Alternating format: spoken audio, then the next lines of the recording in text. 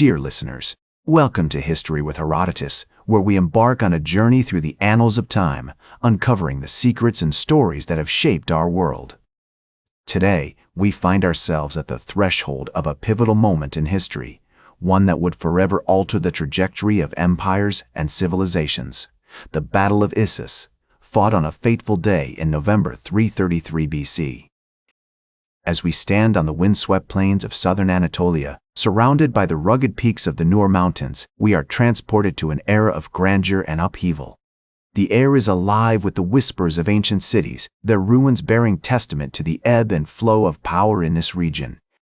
It was here, amidst the olive groves and mountain ranges, that the intricate dance of alliances and rivalries between Greek city-states, Macedonian kingdoms, and Persian satraps had created a volatile cocktail of tensions and interests, waiting to be ignited by the spark of conflict.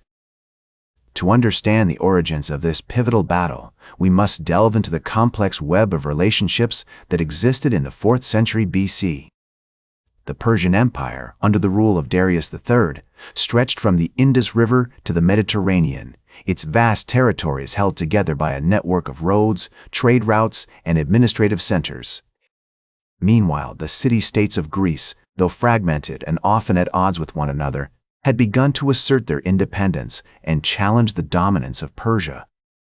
It was against this backdrop that Alexander III of Macedon, the young and ambitious king who would soon become known as Alexander the Great, began his campaign against the Persian Empire.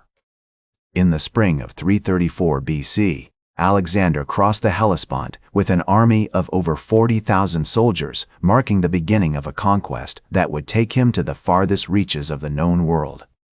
As Alexander's army marched through Asia Minor, they encountered numerous cities and territories that were under Persian control. The city of Sardis, for example, was a key strategic location, controlling as it did the coastal road that linked the Persian Empire to its Anatolian territories.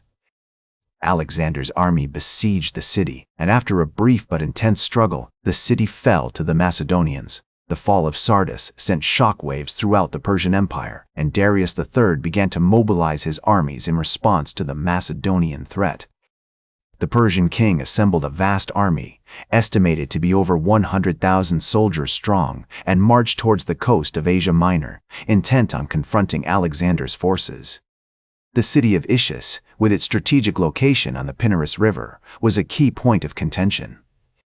The city controlled access to the coastal road, and whoever held it would have a significant advantage in terms of trade and communication. Alexander's army had been marching towards Issus for weeks, and as they approached the city, they encountered the Persian army, led by Darius III himself.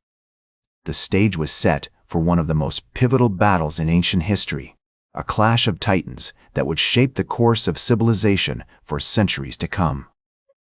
The armies of Alexander and Darius faced each other on the plain of Issus, their soldiers arrayed in battle formation, ready to decide the fate of empires.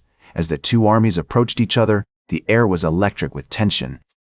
The Persian army, estimated to be over 100,000 soldiers strong, was a formidable force, with its heavily armored infantry, skilled archers, and powerful cavalry.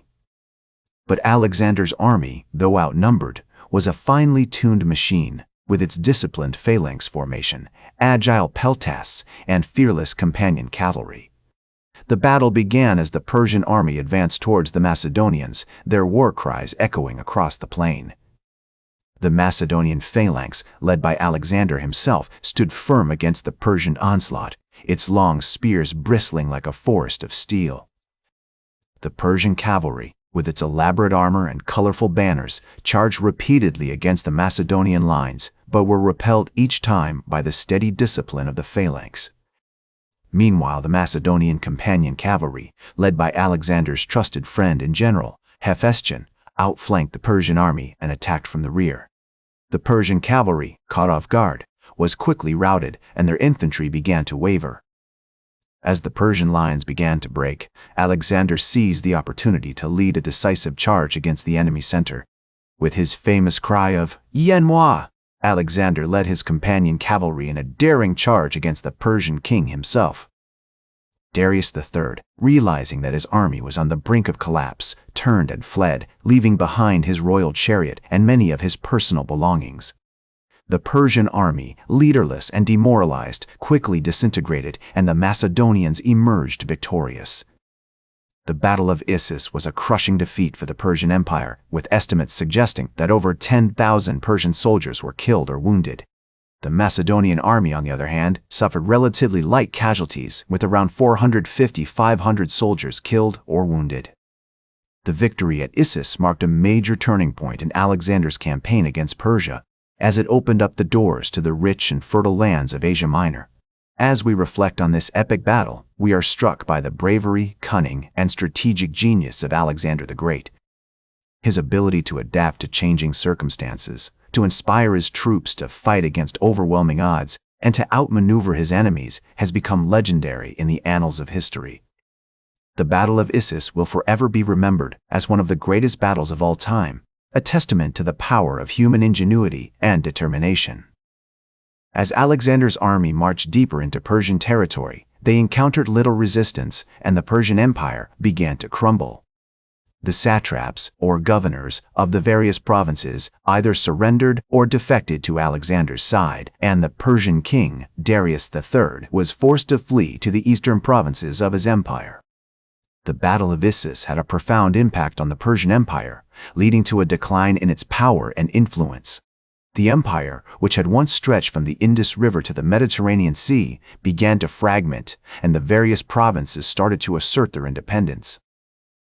The loss of Asia Minor, with its rich resources and strategic location, was a significant blow to the Persian economy, and the empire's ability to wage war was severely weakened.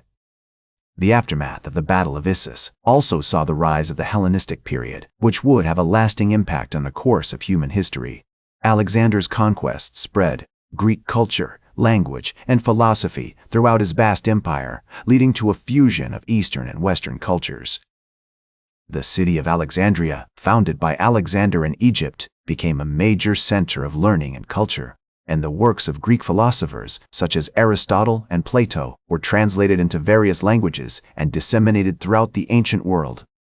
The legacy of the Battle of Issus can also be seen in the modern era, with many historians regarding it as one of the most significant battles in human history. The battle marked a turning point in the struggle between East and West, and its impact can still be felt today. The spread of Greek culture and language throughout the ancient world laid the foundations for the development of Western civilization, and the Battle of Issus played a major role in shaping the course of that development. As we reflect on the decline and aftermath of the Persian Empire and the lasting legacy of the Battle of Issus, we are struck by the significance of this pivotal moment in human history. The bravery, cunning, and strategic genius of Alexander the Great, combined with the valor of his troops and the weakness of the Persian Empire, led to a chain of events that would shape the course of civilization for centuries to come. In the words of the ancient Greek historian Arrian, the Battle of Issus was a decisive victory for Alexander, and it marked the beginning of the end of the Persian Empire. The legacy of this epic battle continues to inspire and fascinate us to this day, and its impact will be felt for generations to come. That's all for today's History with Herodotus. Remember to like, share, and subscribe, and until next time, remember that to understand the present, we must first understand the past.